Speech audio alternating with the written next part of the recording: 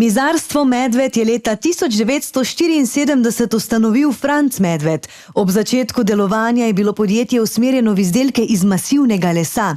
Z razširitvijo, sodobnejšo opremo in novimi znanji je podjetje svojo ponudbo ves čas nadgrajevalo.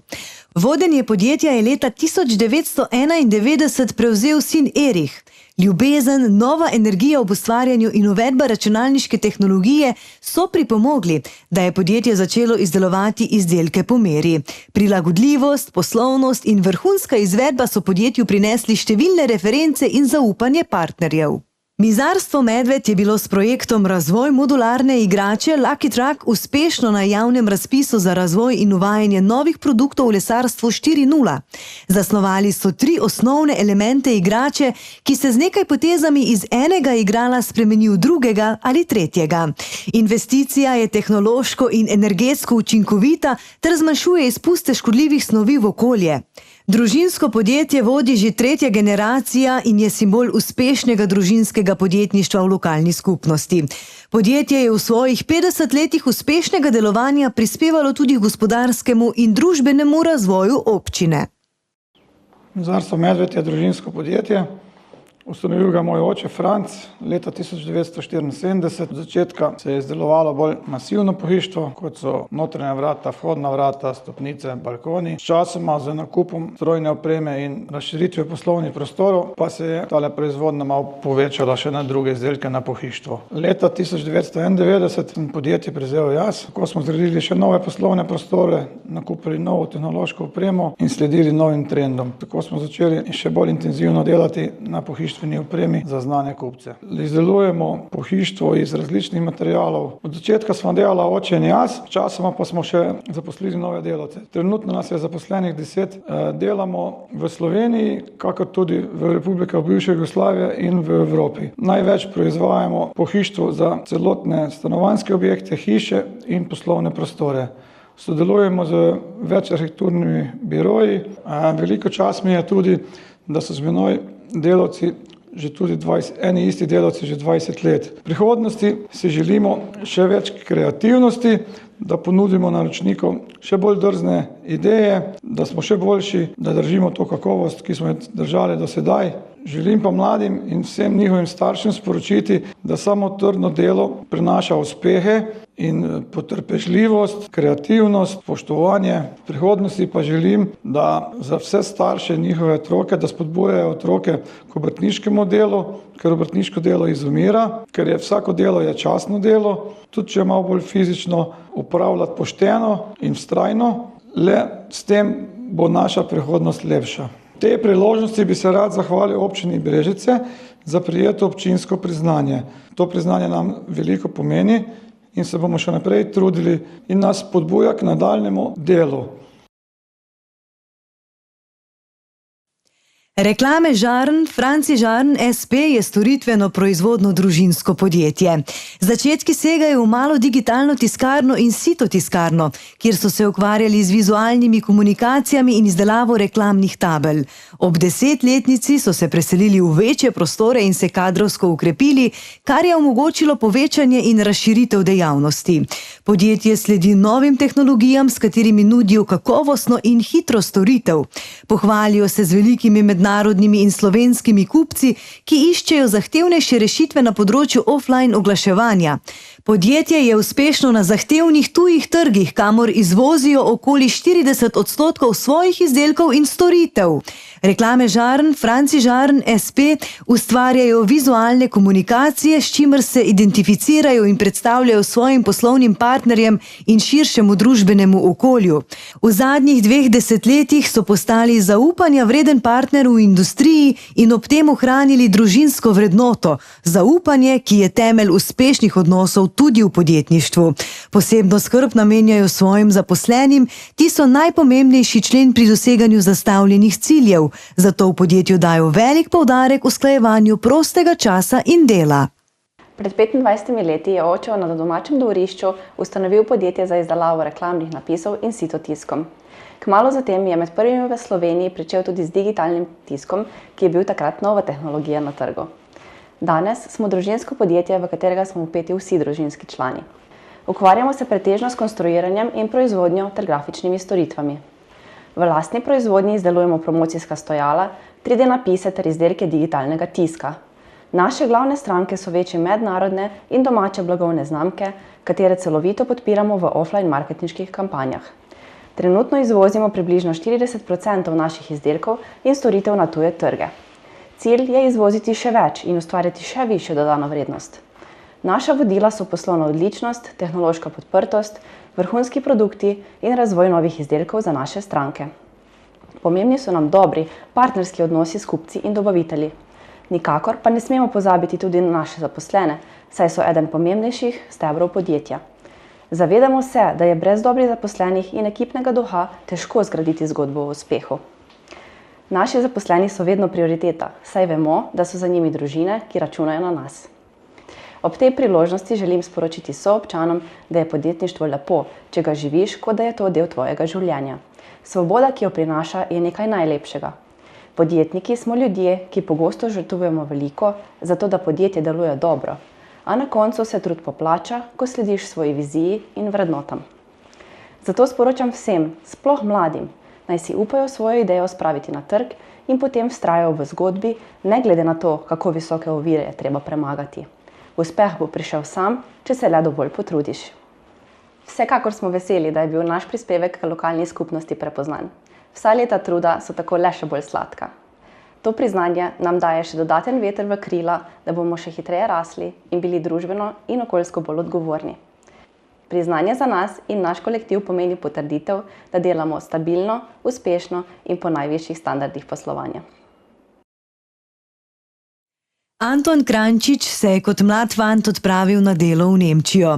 Po vrnitvi v Slovenijo je odprl svoje podjetje, kasneje pa sta ženo Anico na Stromljah pričela z gostinsko dejavnostjo. Tone, za prijatelje in znance, je bil vedno pripravljen pomagati in je aktivno sodeloval pri delovnih akcijah in dogodkih v kraju. V času osamosvajanja Slovenije je skupino zaupnikov skrbel tudi za operativno varovanje tajne lokacije postaje Milice Brežice in logistično podporo v času vojne. Od ustanovitve policijskega veteranskega društva Sever Posavje deluje kot njegov aktiven član. Kot ribogojski samouk je na Stromljah zasnoval ribogojnico za vzrejo postrvi. Ribogojnico je posodobil in uspešno certificiral kot edino ekološko ribogojnico za vzrejo postrvi v Sloveniji. Eko postrvi v restauracijo privabljajo številne goste iz celotne Slovenije. Družinska gostilna Riba in pol pa je s svojimi postrvmi vključena v blagovno znamko Brežice Selection Izbrano. Anton Kranjčič je svojim predanim delom, inovativnimi pristopi in željo po napredku vzor mnogim, ki želijo razvoj in napredek v lokalni skupnosti. Njegovo ribogojstvo je na Stromlje in v občino privabilo številne obiskovalce in tako prispevalo k razvoju turizma in prepoznavnosti Stromelj in občine Brežice. To je prva eko ribogojnica v Sloveniji, ki sem začel že pred 12-13 leti. Pogoj za eko postrv je čista pitna voda, ne gensko spremenjena riba, pač pogoji, hrana bioproizvodov pridelana pod nadzorom ekokontrole. Mladice vse imam, zato ker moram imeti že ekoplemensko jato za ekomladice. Tu je pač zaenkrat še edina v Sloveniji ekoplemenska jata, kar zredim vse mladice doma. Ja, jaz sem vezan praktično 15 ur na dan v ribogojnico, od 7 do 10 zvečer, ampak vse drugo še names naredim. Prodajam ribe vse direktno tle v ribogojnici, pa v domači gostilni, nikjer drugje ne prodajam ribe. Ja, to je riba, ker je čisto ekoproizvod, nobenih zdravil, nobenih razkužil. No, mi pomeni veliko, ker vidim, da je tudi širša javnost poznala moj trud in zagnanost. Recimo, ko se vzrejo rib za razvoj podeželja in praktično tudi cele občine. Moja je prva in edina postrv še stalno eko v Sloveniji. Ja, sem začel in sem za celo občino ali celo Slovenijo praktično še edina postrv, zato ker to pride veliko dražje vse, tako da praktično se že skoraj ne splača drugim. Jaz imam za domačo porabo, pa doma v ribogojnici vse eko ribe prodam. kaj bi tukaj se povedal, za drugo, kdo iz cele Slovenije hodijo pa kličejo me za ribe, da pridejo iskati. Drugače pa jaz predlagam, da spoštujete ekopridelano hrano, domače kmete, ki doma pridelujejo se in prodajajo na tržišču. Boris Tanko se je že v 8. razredu osnovne šole odločil za rokomet in mu ostal zvest. Leta 1992 je prišel v rokometni klub Dobova in prevzel funkcijo tehničnega vodje. Takrat se je začela zlata doba kluba. Njegovo uspešno delo so prepoznali v rokometnih krogih in leta 1996 je prevzel funkcijo tehničnega vodje rokometne reprezentance. Njegovo kariero je najbolj zaznamovalo leto 2000, ko se je slovenska rokometna reprezentanca sploh prvič uvrstila na olimpijske igre in dosegla odlično 8. mesto. Boris Tanko ima tako naziv prvega in doslej edinega olimpijca iz Dobove. Leta 2010 se je vrnil v domači rokometni klub, kjer še danes opravlja nalogo tehničnega vodje članske ekipe. V klubu ostaja nepogrešljiva osebnost, saj svojim prostovoljnim delom klub vodi skozi obdobje izjemnih dosežkov. Zaveda se pomena dela z mlajšimi selekcijami in je ponosen na številčen podmladek kluba. Je pomemben ambasador športa v občini Brežice in Posavju, saj svojim delom in predanostjo prispeva k prepoznavnosti in razvoju rokometa. Svojim zgledom navdihuje številne mlajše generacije športnikov in krepi športni duh v lokalni skupnosti. Sem Boris Tanko, rojen 1954. leta. Že kot mlad fant sem začel igrati rokomet že pri 15 letih. Potem me je vojski staž me je oddaljil od njega. Nekaj časa sem še igral, potem sem pa pustil rokomet, se poročil, ustvaril družino in potem, ko so začeli fantje trenirati rokomet, sem se zopet priključil krajevnemu klubu, da sem pri njih delal. V tem trenutku delam praktično tisto, kar sem začel že pred 32 leti, to je vodja moštva.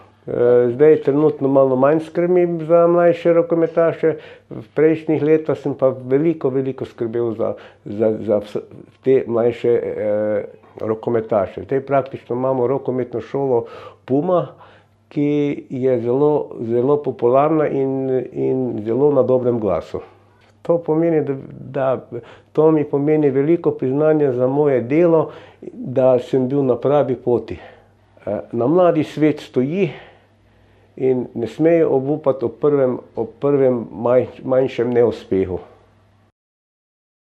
Silvo Klemenčič se je rodil v Brežicah, po zaključeni gimnaziji Brežice pa se je preselil v Ljubljano, vendar ves čas skozi svoje raziskovanje zgodovine in pobude za postavitev obeležij ohranja stik z Brežicami in Posavjem. Na njegovo pobudo je bila v Brežicah postavljena spominska plošča slovenskemu domoljubu dr. Radoslavu Jakobu Razlagu ob 140. obletnici njegove smrti. Bil je tudi pobudnik postavitve spominske plošče prvemu slovenskemu časnikarju in pesniku Valentinu Vodniku. Spominska plošča je na pročelju gimnazije Brežice, saj zgodovinski viri izpričujejo, da je Vodnik v letih 1781 in 82 deloval v tedanjem frančiškanskem samostanu. Zasnoval je domoljubno pot suverenosti, ki poteka od Pišec do spomenika slovenskemu tolarju na Osredku pri Podsredi. Dva oporna temelja poti sta slovenski denar, tolar in slovenski jezik. Silvo Klemenčič je vodja posvetovalnega telesa Društva veteranov Posavskega študentskega kluba. V letu 2023 je izdal zbornik, ki predstavlja 45-letno delovanje veteranov Posavskega študentskega kluba.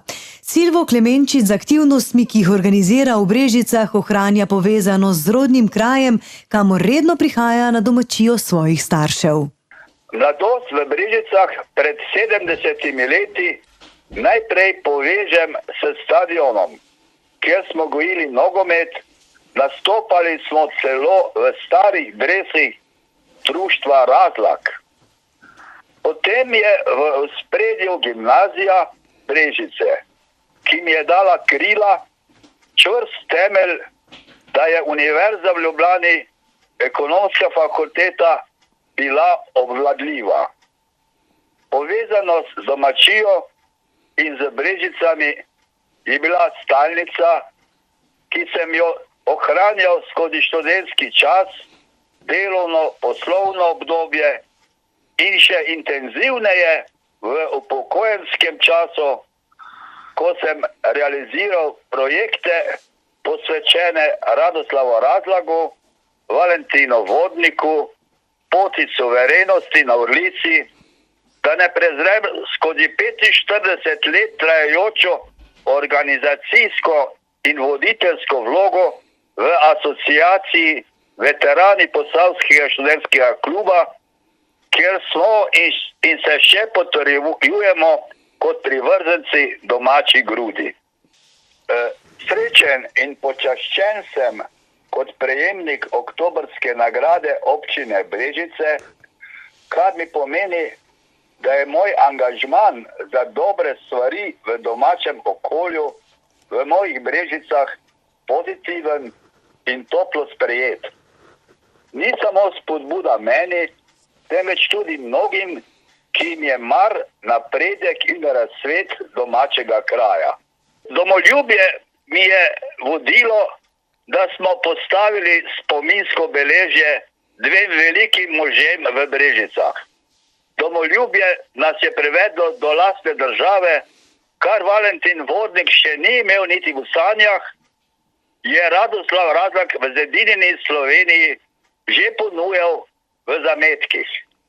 Domoljubje ne sme postati zanemarljiva vrednota, iz njega rastejo mala in velika dejanja, ki osrečujejo dom in domovino.